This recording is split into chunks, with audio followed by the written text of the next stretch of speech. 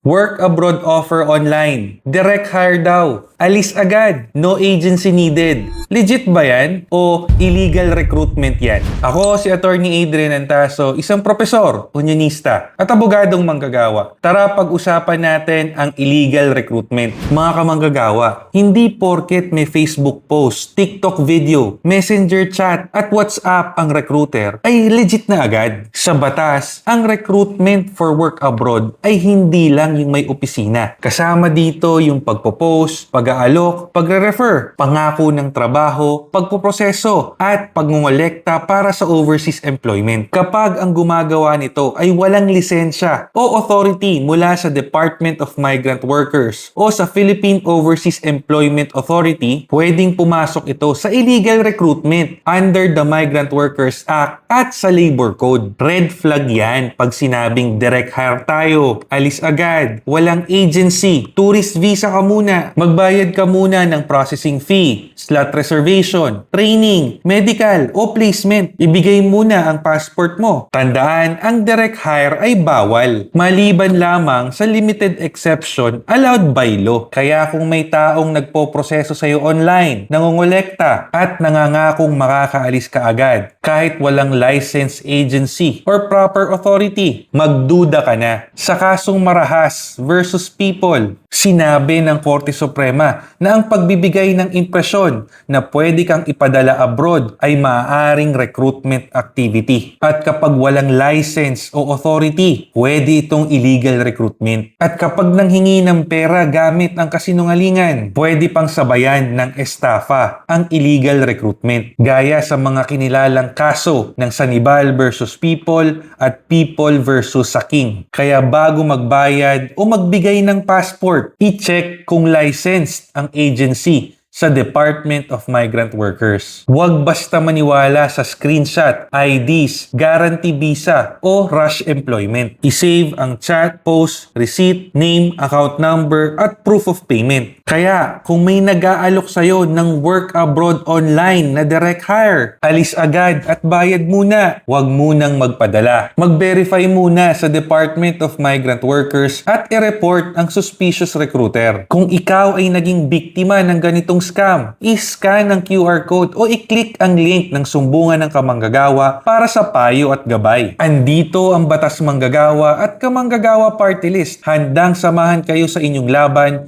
hanggang dulo. I-follow din sa Facebook, YouTube, Instagram at TikTok ang Abogadong Manggagawa para malaman mo ang iyong mga karapatan. Dahil ang pangarap mong mag-abroad ay hindi dapat nauuwi sa scam. Kaya laban, manggagawa!